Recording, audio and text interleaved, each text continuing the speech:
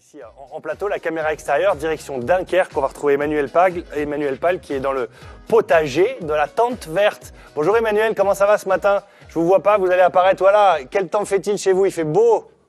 Ça a l'air sympa. Bonjour Thibaut, bonjour à tous. Bah oui, il fait beau, il y a quelques nuages, il fait frais aussi. Regardez derrière moi, il y a le beffroi de Rosendal, c'est juste à côté de Dunkerque. Ici, on est au lieu-dit de la Tente Verte, c'est pour ça que le potager s'appelle ainsi. On va vous faire visiter l'entreprise. Tous les légumes qui sont cultivés ici, ce sont des légumes anciens, vous allez voir, il y a plein de choses. Et on se retrouve dans quelques minutes au champ. Eh ben tout de suite avec Jean-Marie Barfetti à la caméra, on vous retrouve dans quelques... Oui Thibaut, on est en train d'arracher des carottes blanches et des carottes fluo. Je suis en compagnie de Julien Blanchon, qui est le fils de François. François, ils sont tous les deux associés. Bonjour Julien. Bonjour. Alors, ces techniques-là, qu'est-ce que vous êtes en train de faire? Vous faites une ligne, c'est ça? Oui, on arrache une ligne de carottes là, de carottes blanches. Ça a lieu de quelle période à quelle période les carottes? Donc les carottes, on commence début août jusque fin mars. Et on arrache jusque fin mars. Alors, il y a combien de sortes de légumes que vous faites ici? À peu près 50 sortes de légumes. 50 sortes de légumes sur combien d'hectares? Sur 18 hectares. Sur 18 hectares.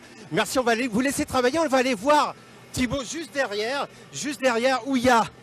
Et puis on vous retrouve tout à l'heure pour la ligne de production, la nouvelle ligne de production. Et on va aller voir juste derrière où là c'est acrobatique. Voilà, je vais descendre ici. Et on va aller voir, juste derrière, on va aller voir François Blanchon. Bonjour François. Bonjour. Qu'est-ce que vous faites ici? Donc là, on arrache des carottes. Donc là, on est sur de la carotte blanche et de la carotte fluo. C'est une variété qui vient d'où? Les graines, vous les avez eues comment? Donc on a des marchands de graines pour spécialiser. On a sélectionné des variétés qui étaient très bonnes en goût et qui tenaient bien en produit, quoi. Alors c'est une passion pour vous les légumes anciens? Oui, depuis tout petit, je veux développer tout ce qui est, tous les légumes possibles, quoi. Pourquoi? Qu'est-ce qui vous plaît dans ces variétés de légumes différentes? De faire des produits différents que les autres ils font pas, quoi. Et de faire des produits plus rares pour arriver à mieux valoriser nos produits aussi, quoi. Alors les légumes anciens, alors qu'on voit les images de Jean-Marie, là ça s'appelle comment cette machine? Là c'est une arracheuse à carotte et elle enlève les feuilles de la carotte. D'accord, très bien. Là c'est une récolteuse à carotte. Là on est sur de la carotte fluo. Ça c'est une nouvelle variété qui va se développer énormément. Je vais la montrer à Jean-Marie. Voilà la carotte fluo, elle est rouge. C'est une variété qui va se développer? Ouais.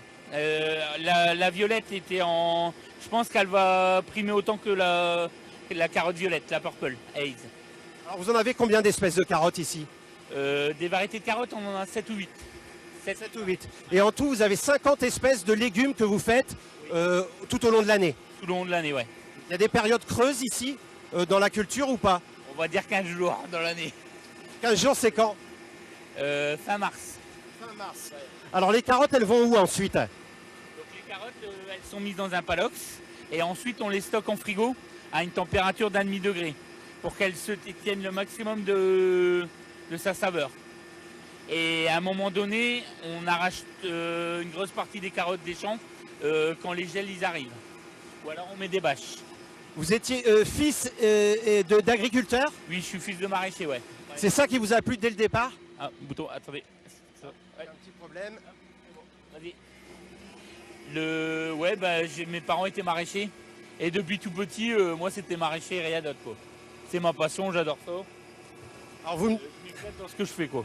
Vous me disiez, pour vous, c'était pas possible de cultiver que faire du chiffre et de cultiver qu'une sorte de légumes.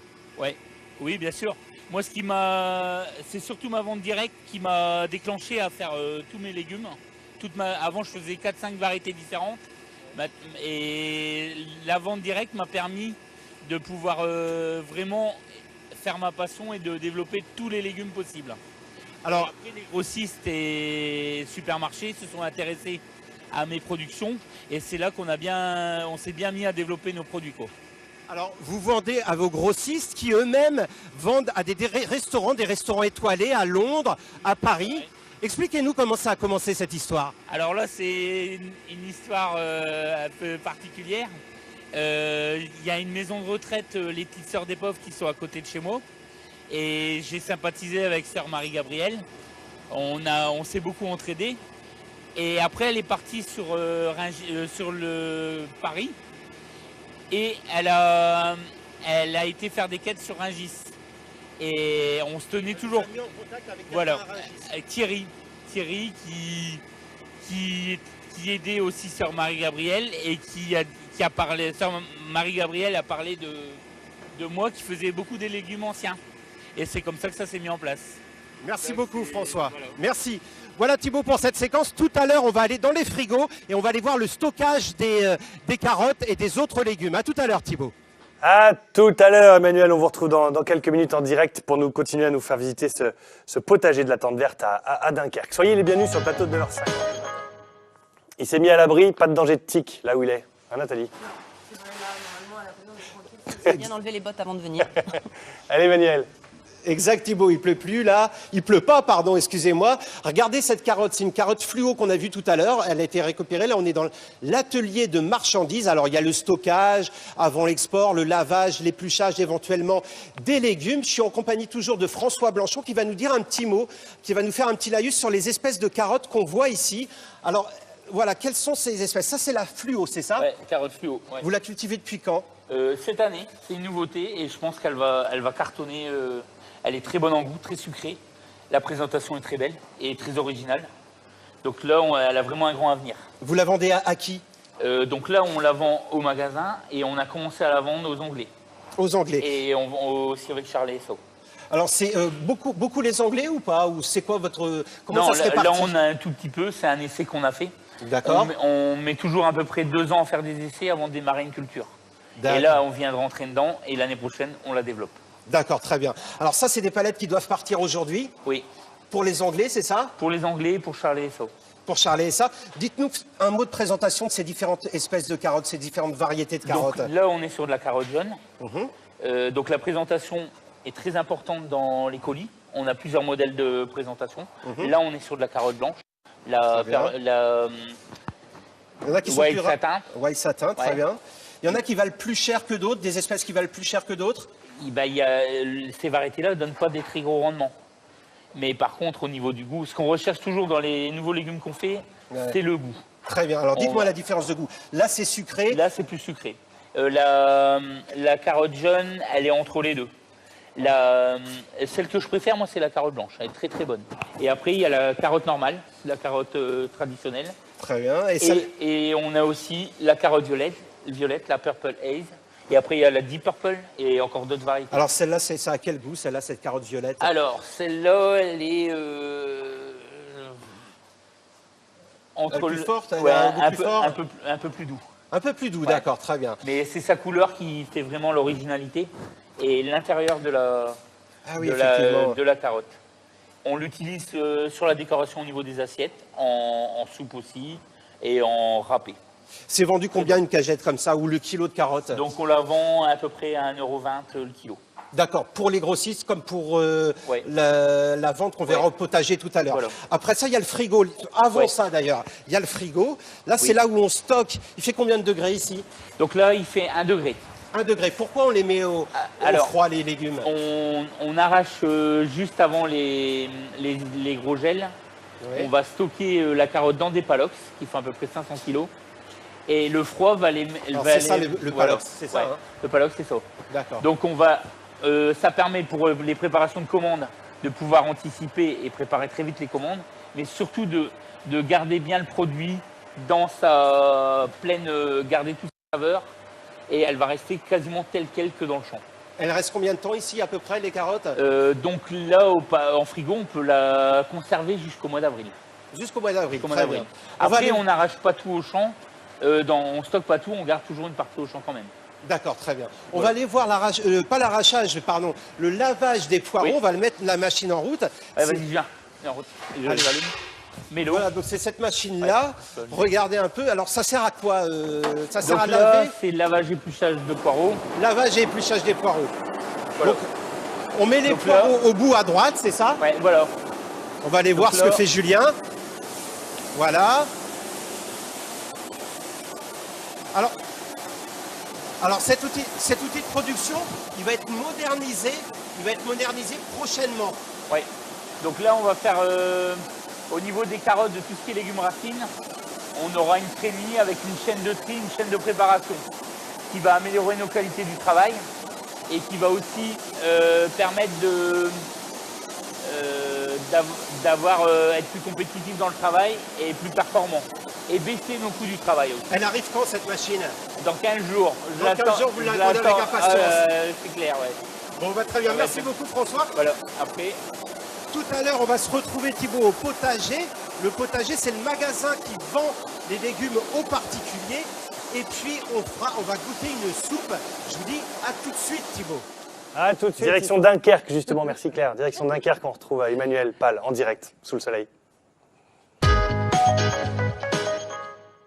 En direct du potager de la Tente Verte. Pourquoi la Tente Verte, Manu? Alors c'est le lieu-dit qui s'appelle comme ça, la Tente Verte, et donc c'est le potager de la Tente Verte. Alors je suis toujours en compagnie de François Blanchon, et le voilà, pardon, pas le potager, mais le lieu la vente directe. Ou de la vente directe. Ouais. Merci François. Alors expliquez-nous à quelle occasion il s'est créé ce lieu de vente directe. Donc on l'a créé il y a 11 ans pour vendre nos légumes de notre production. Aux particuliers. Voilà, et vraiment, on voulait produire toute la gamme de légumes possible. D'accord. Ça m'a permis de vraiment réaliser ce que j'aimais faire, quoi. De produire toute la gamme de légumes possible. On va aller voir les légumes? Oui, voilà. Allez, on y va. On y va. Et puis à l'intérieur, il y a Véronique. Bonjour Véronique. Bonjour monsieur. Véronique qui nous attend, qui nous prépare une soupe. Alors Oui. C'est une soupe à quoi que vous nous préparez? Alors j'ai fait une soupe potimarron, carottes, pommes. Potimarron, carottes, pommes. Est-ce qu'il y a un secret de la recette, pour la recette? Alors je mets à la fin une bonne louche de crème fraîche et puis une petite pointe de curry. Bon, on va la goûter dans quelques instants. Oui. Pour l'instant, François va nous faire le tour des légumes qu'on voit ici. Alors on commence par où, François? Là, voilà. Donc là, par exemple, les tomates. Voilà, le micro. La saison se termine. Oui. Donc encore un mois et les tomates seront terminées. Donc là, on a les courges. Là, vous avez fait beaucoup de variétés de courges? Ouais, on en a une dizaine. On a le potimarron, la Jack B. Little, le potiron, le musqué de Provence, la courge aussi dessus, la banana split. Alors ça, c'est quoi? Montrez-les en même temps, comme ça, qu'on sache. Donc ça, c'est la banana split.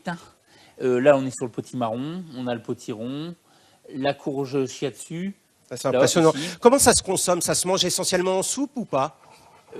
En soupe et aussi, là c'est plus Véronique qui va vous dire exactement. Alors dites-nous Véronique. Vous pouvez faire des veloutés, des gratins. Par exemple, ça, quand vous le grattez, ça fait comme une courge spaghetti. Donc en gratin, c'est excellent avec de la crème fraîche, des petits lardons. D'accord, donc pas forcément en soupe. Après, en poêlé, la courge banana en poêlé avec un peu de poivre, un tout petit soupçon de gingembre, c'est extra. Très bien. Donc voilà. Ça c'est quoi? Ça, c'est du radis noir. C'est du radis noir, bah Très voilà. bon pour la santé, le radis noir. Très bien. Qu'est-ce qu'il y a d'autre? Ça, c'est quoi comme... C'est un chou frisé. Un chou frisé, très bien. Alors, on va faire le tour, on va avancer un petit peu. Les carottes qu'on a vues tout à l'heure, elles sont là. Ouais. Donc là, comme on a vu pour une cagette comme celle-là, c'est 2 € à peu près, c'est ça? Non, 1,50 €. 1,50 €, très bien. Ouais. Très bien. Bon, bah écoutez, nous, on va aller voir pour la soupe maintenant. On va aller voir ce que nous a préparé Véronique. Alors on peut regarder? Oui, bien sûr. Voilà. Vous voulez goûter, j'imagine? Ah bah oui, avec plaisir. Donc il faut que ce soit bien velouté. Pas une soupe liquide, c'est pas top. Ouais. François, qu'est-ce qui pousse les gens à revenir aux légumes anciens? Est-ce que c'est quoi? C'est une mode? Qu'est-ce qui fait cet attrait pour les légumes anciens? Je pense que les médias, ça a fort joué avec les émissions. Nous, ce qu'on fait, c'est que on met les recettes à chaque variété, en nouvelle variété qu'on fait de légumes, on met les recettes avec pour que les gens découvrent et peuvent parce que le problème c'est qu'ils savent pas comment le cuisiner. Donc on met toujours les recettes en même temps pour alors et vous les gens parlez goûtent, des médias, c'est vraiment les émissions culinaires, les voilà, recettes. Ouais.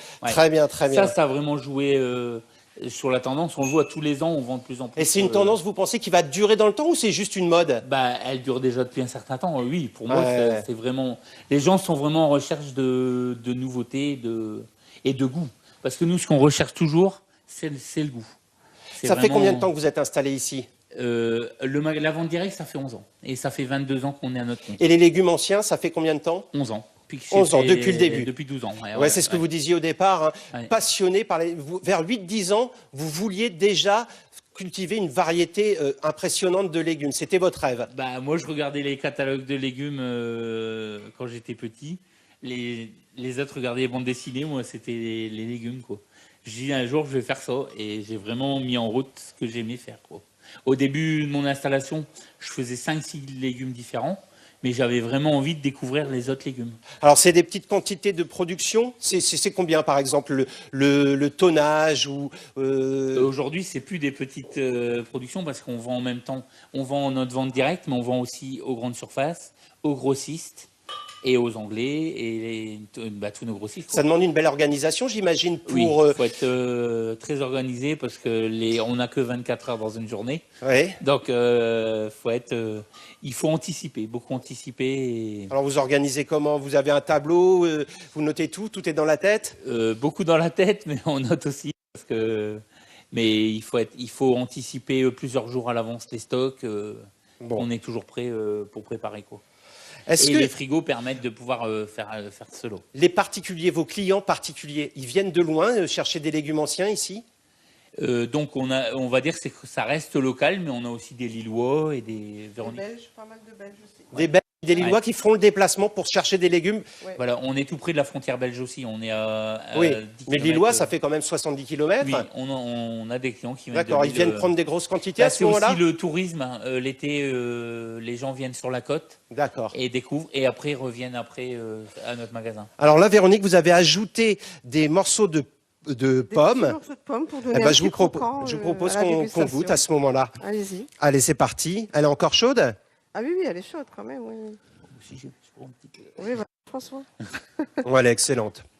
Alors ça, c'est la carotte, hein, c'est ça?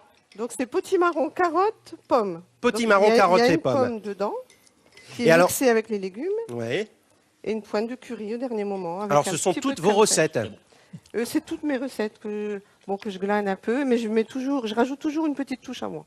D'accord, très bien. Et on a aussi sur Facebook. Oui, j'ai un ouvert magasin. une page Facebook pour donner les publicités. Je mets des recettes régulièrement. Et... D'accord, sur le potager de la tente Ouais. verte Au sur potager de la Facebook. tente verte, ouais. Est-ce que vous faites des recettes ou des soupes que vous vendez également? Ah non, c'est pas encore au goût du Ça jour. va Peut-être le un jour. devenir. Ça va Pour le devenir, l'instant, très Il bien. faut faire un laboratoire. Il y a un gros investissement derrière. Donc, on va se préparer à le faire, une chose à la fois, quoi. Très On bien. ne peut pas tout faire. Bah, merci beaucoup François, merci Véronique. Merci.